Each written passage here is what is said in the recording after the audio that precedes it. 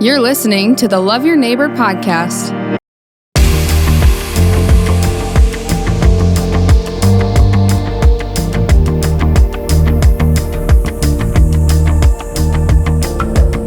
Thank you. Seriously, thank you to Kingbird and Flyboy for, not only providing goodies, but also space for conversations to happen. And we're just grateful. So my guest is Craig Nelson. Craig, thanks for being here today, taking some time out from your schedule to be here. Welcome. Thanks, John. Going to really enjoy this. Good. Well, I'm looking forward to getting a lot smarter because you'll help me learn some things and teach you a lot of what not to do. But hopefully, our hope is that those of you that call Brandon home and the Brandon Community Home will get to know one of your neighbors, Craig Nelson.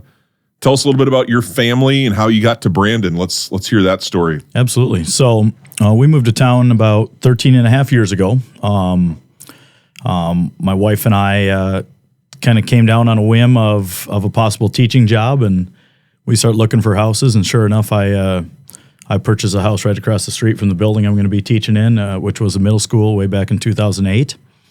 And, then all of a sudden, within the next 10 years, we have 5 kids, and we raise our family in Brandon. And so I taught at the middle school there for 4 years. I then taught at Sioux Falls, Washington for 9 years. And now I'm back teaching at Brandon Valley High School in my first year. 10 years, okay. Mm-hmm. 3 jobs. 1 wife, 5 kids. Yeah, not too bad. Your kiddos are in age. Tell us a little bit about your kids in age. Yep. So we're in the Brandon Elementary area. Nash is a 10-year-old, and Briggs is 8, and Jax is 6, and Diem is 4, and Ayla is 2. So yeah, we were able to have spring to summer birthdays about every 2 years, and do a pretty good job staggering them. So yeah, you're and I have the privilege of knowing you and your wife. Your wife is an amazing lady. She's got a lot of talents, obviously. Tell us a little bit about how you two met. And I always I'll see if I can get a couple good stories out of that. But you guys met in college, right? Yeah. So I almost screwed it up, multiple times, probably like most of us guys do. But we had met within the first couple of weeks of me getting to Northern. She's a year older than me, and so she had been there. And she was on the women's basketball team, and I was just joining the men's basketball team. So took interest in the point guard from the women's team as I was the point guard for the men's team. And then all of a sudden, a few months later, I tried to screw it up, and I've told her this story too. We had a bus ride home, and at that time, the men and women traveled together. And I just remember kind of looking across the aisle and being like, I really like that gal, and I think she's the one that I want to marry. So. Fortunately, we dated all through college and got married basically as soon as I graduated, and a month later moved down to Brandon. Yeah. Okay. So that's pretty tight timeline. Yeah. I think Sarah likes to tell the story more, but she was there anything to the fact that she beat you on the what's that thing called, the Noah machine? Was there? Do we have to go there? Well, I think it's important that we know that you're the second best shooter in your family, at least on the adult side. So Sarah is a really, really good basketball player and was much, much better than me at everything on the court except one thing I could claim that I could maybe outshoot her. Maybe. And then all of a sudden, this machine came out that measured how good of a shooter you were. And I shot on it about 1,000 times. And I finally got a rating of 9.0, which was thought to be really, really good. She walked in the building and said, "Let me have a try." And so she shot. And she got the first ever rating of a 9.1 that we had seen in history. And this is myself and my teammates shooting on this thing thousands of times and thinking that we're making some pretty good progress. And so she kind of humbled us in a hurry, and she solidified her spot as the best shooter in the family. So, yeah, that's good. That's good. That's always good, I think, for us as athletes, especially as men, to experience that role of humility. I think that's good. You're a basketball coach. For those of you that don't know, you coached at Washington. You've been coaching basketball. You've been around basketball your whole life. What do you do when you have 2 point guards on a team? I mean, how does that work? Well, sometimes it can be the best thing in the world. You want to have a bunch of good leaders and ball handlers and floor generals, but sometimes you gotta mix in all those leadership skills as well and make sure you're sharing the ball. So, okay, good. Well, I'm glad that she's chose to share the ball with you. And Yeah, let you have she some does a shots. pretty good job, probably better than I do with her. So That's good. Well, so tell us a little bit about now. You've come to Brandon. You came to Brandon, and then you had an opportunity as a pretty young age to be a head coach for the first time. Talk about that experience and how Brandon kind of helped you get into that head coaching job at Washington. That's a fun story. Well, just the experience of being a JV coach in Brandon really prepared me, and I had a lot of good people around me urging me to apply for that job, kind of telling me that I would have a chance at it when I was kind of doubting applying for a job with no head coaching experience, and applying for one of the better AA jobs that is usually pretty coveted.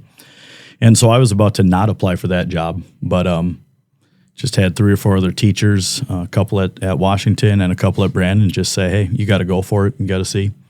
And sure enough, I was able to get that job, which was, very close to a dream job. If you're a young kid looking to get into coaching, if you can get any AA job, you're pretty excited. So to be able to do that and not have to move my family, be able to keep our kids in the same elementary school and be able to have a 10-minute drive into that school was just a really, really good fit. So I was really thankful for that opportunity and had just a phenomenal experience at Washington High School. Yeah, you were the head coach there for 8 years. Is that right? 9 years. 9 years. 9 years. Yep. Okay. So now this past school year, coming back to Brandon, a lot of people have the experience of being, coming to Brandon, but you've now come to Brandon, left, and come back. Yeah. Talk about why, because I don't think you would have had to, but you chose to. After Coach Deckert retired, you had the opportunity, and talk to a little bit about that and kind of what led you to do that as a coach and a dad and all those different things. Yeah, I had a chance to view the school district in 2 different lights. I have my kids in the school district, but yet I'm teaching at a different district and kind of analyzing our programs and our school from afar. And big reason for our move was not really feeling a huge connection to one community or the other. We knew at the time that job opened up that we are either moving our family into Sioux Falls and we're going to be all in on that, or we are keeping our family in Brandon and looking for a job out in Brandon, which really helped me get dialed more into the community and going to Brandon Valley events 3-4 nights a week instead of driving in and going to Sioux Falls events 3-4 nights a week. And so to be able to, meet the people we've met in the last year, the friends of our kids, the parents of the friends of our kids, and all the community building that has brought, kind of solidified the reason why we took that job, and it really is, as a family, decided to take that job. And we were even asking our kids about that process, about a month or about a year ago today when that happened. And, I really wanted to know how Nash and Briggs felt about it because, we've joked about it, but they wore orange gear to school all the time. Yeah. And Nash was torn on, do I cheer for the Lynx or cheer for the Warriors? Whereas Briggs was like, I'm cheering for the Warriors no matter what, Dad, no matter what job you take. And Jax was just going to ball no matter what job I took. So, he had a 5-minute cry session the moment I came home and told him, Daddy's going to be a Lynx now and stuff. So it was hard on our whole family, but I think Sarah and I kind of had a vision long term of what we wanted to do and the impact we wanted to be able to make within our community. So that's great. Well, I'm thankful that you made that choice, and it's about long term, and I know Jax couldn't quite see beyond that, but it was funny to hear like Jax saying, asking you who the new Washington coach was going to be. That was awesome. Yeah, Jax was said on, if Washington hires the right coach, Dad, I don't need to play for you at the Lynx. I'll still be going to Washington, and he might still feel that way. And as a dad, I might feel that way too. Knowing the coachability of Jax, it might be better if his dad doesn't coach him. We will see. Yeah, we'll outsource Jax's coaching. That'd be interesting. So, well, cool. Well, we're talking on this podcast about community, and the community of Brandon has been brought you in, and really kept you here. I think it's kind of cool to hear that story Could you narrow down Brandon maybe into one or two stories or anecdotes over the years of being in Brandon? What, for somebody that's new to Brandon or somebody that's, maybe thinking about coming to Brandon, what would you say to somebody that what's the essence of Brandon? If you could boil it down to one story or one kid or one coach or one athlete, what would it be? I notice things that other people don't, as far as being an educator and my perspective on things. And I always appreciated the support that I could tell people were putting into anything community related, whether that's a fine arts event or a sporting event or whatever, because I would still attend those events. And so I notice student sections. I notice how big is the student section? How supportive are they? What type of people are showing up and cheering for those type of events? And, knew that I and my family wanted to be a part of something like that. And, that support has even been twofold, becoming more of a part of it and having those same parents help with camps and workouts and winter league and just, building my high school basketball team, building our youth, sports programs, things like that. Just the support of all those things has been phenomenal. Yeah. Yeah, and you started something, and I had the privilege of helping out just a little bit, a few of those setups, but you did something in Brandon, brought something back, was this Winter League. Talk a little bit about what that is and how you saw that build community within our community. Yeah. Well, Sarah and I were at the point where we're either driving our kids into Sioux Falls multiple days a week to do some sporting activities, or we can do them right out in Brandon. And so we kind of had this dream and this vision of, why don't we try to recreate this out in Brandon and get people on board? And it's probably been the best thing that I've done as a coach. And I hate to put the word I in there because it was a lot of Sarah's ideas and planning. And it sure wasn't me running the whole thing. It was 40 to 50 parents on board. So I got to meet tons of other community members that are sports-minded and basketball-minded. And we did this together. It was myself and Sarah with a vision, but it was 50 community members saying, yep, I'll help. I'll help set up the hoops. I'll help tear down. I'll help organize. I'll help coach a hoop. You can't do it yourself if you want to, run things the right way. And that's why you have a coaching staff. And that's why you have community members pitching in their time. And, I thought we were able to bring a phenomenal thing to Brandon that, I was very unsure of when I first put it out there. Didn't know how it would go over, but it was great. And I really enjoyed all the people I was able to meet. Yeah, well, from a community perspective, I appreciate, that vision, not only of building relationships, but also keeping families together in town on the weekend. I mean, what a powerful thing that is. And, that's something that I think is very community minded and selfless. As a head coach, you got lots of things going on, and to give and invest in that is a really cool thing. So thank you for doing that. Thanks for allowing a lot of people to get involved. Excited to see where that goes. Well, I want to kind of, move we're kind of coming to the end of the school year here at the end of the year. What are some ways from a basketball perspective, what are some ways that kids can get involved in the summer and heading into next year? What ages are available? How can you get involved with basketball around the community? Yeah, it seems like it's nonstop, and people ask me, is it too much for you personally or whatever? And like every time I get in the gym, I just absolutely love it. So we just keep putting out more ideas, and we're trying to figure out a way to run a golf camp, I'm the head girls golf coach as well, and so I would love to see some 4th through 8th grade, young golfers out doing some things too and get involved. But we'll have Tuesday and Thursday 3-on-3 league out at Brandon Valley High School and at the middle school. We'll have some Wednesday shooting workouts for the young boys, 3rd through 8th graders. And then I'll have my Love of the Game camp, which I started with my dad and my brother a few years ago. And so that'll be at the end of July. And so all that is accessible on our Facebook page, or, multiple other ways to contact and get signed up for that type of stuff if you have young ones that are sports minded. And I even tell people, hey, if you're wondering about any other sport too, just contact me and I'll forward you on to who you need to know and what you need to do to get signed up. But we have a lot of great opportunities with our football coaches, our volleyball coaches running stuff right out there in town, our soccer association running stuff right out there in town. I mean, it's amazing how many things we can do just staying right out in Brandon and using our local businesses and building that community. So that part's been phenomenal.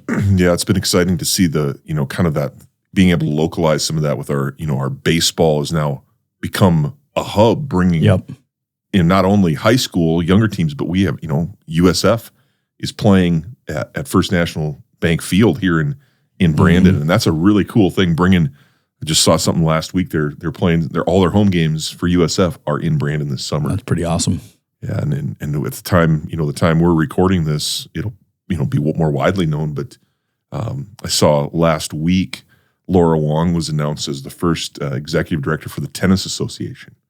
That's so great. To get local leadership involved in things like tennis, which everybody can play. I mean, not everybody can really play basketball. Right. At some level, but there's I timed out of basketball at a certain point. But tennis, I mean, what a lifetime thing. And golf, as you mentioned, really investing in those activities in Brandon with our golf course and our tennis courts is something that we want to see everybody win, and I'm real appreciative of your perspective on that. What would you say one of the things that we share is being, growing up in North Dakota and, of course, not being able to find eligible females in the state? That's a good point. They're few and far between. So you and I both had to move south. Yeah. To find. We've never had that discussion before, really going that direction. But, that Watertown, South Dakota area really produces from some fine women for us. So very thankful. Well, it is. I mean, but those, when you're born, of course, in God's country in North Dakota, there's a strong. I mean, that's about the only thing that could pull us out of the motherland. You do realize we have 0 inches of snow in Sioux Falls right now. You do realize your hometown has 30 inches right now? Well, Minot, just, as we're recording this, Minot, I think 42 inches of snow. So, we're in April and we shouldn't be having 30 inches of snow. So that might have led to it as well. That's a distant second in my book. But talk about community. I mean, you were obviously growing up in the community that you did, the Mayville community, being involved in the school district. Talk about the perspective. I mean, that's a great local community in North Dakota, but now in Brandon. Talk about what community, what through lines there are and what commonalities there are between growing up in a small town and now raising your kids in a small town. I've always been able to see the coach and teacher side of it because my grandpa was a coach, my dad was a coach, so I was always in the school buildings and in the school system, and so I would always see it from that perspective. And I always felt a connection to those towns I was growing up in, and still feel that connection to wanting to go back to my hometown and help, whether that's run a basketball camp or whatever it might be. And so Brandon has that same feel, and I hope my boys and my little girls have that feel after they graduate of how can I go back and help my hometown and pour back into the next generation. And so, again, it's that support. It's people get on board and do big things to help the entire community win, not just help themselves, not just help their own classroom or their own, team or whatever it might be, or their own family, but how can we pitch in and do something bigger, do something better? Hopefully that's on the course to wellness center type of stuff that multiple groups are getting on board to make something like that happen. I mean, that's a big undertaking, and you need a lot of support from a lot of different directions to make that happen. And so I think that'll be another example of how the entire community pitches in and just does something absolutely amazing. Yeah, I think that's something, as we've shared in this vision of a wellness center and talking with people from all over the community, having a place, where everybody can have access and everybody can utilize facilities. We've got great parks. We've got a great city government in Brandon, and just developing that vision. That's part of the reason why we started this podcast, is to help raise awareness and build community towards building a wellness complex, a wellness mindset. And, of course, the school buildings that we have, through sports activities, fine arts, the schools are pretty much maxed out in how they can serve the community. I mean, as a church, the church that we're a part of met at the intermediate school at the high school. We met there until we were able to have our own building. And so understanding as Brandon grows, the schools can only host, so many activities. Mm-hmm. And so needing to create more space is something that we can all get behind. And, that's, this summer, one of our goals is to help raise that awareness. So I appreciate your perspective on that. And we'll have more, updates on that throughout the summer. So, but Craig, thanks for joining us. Thanks for being a part and sharing your story.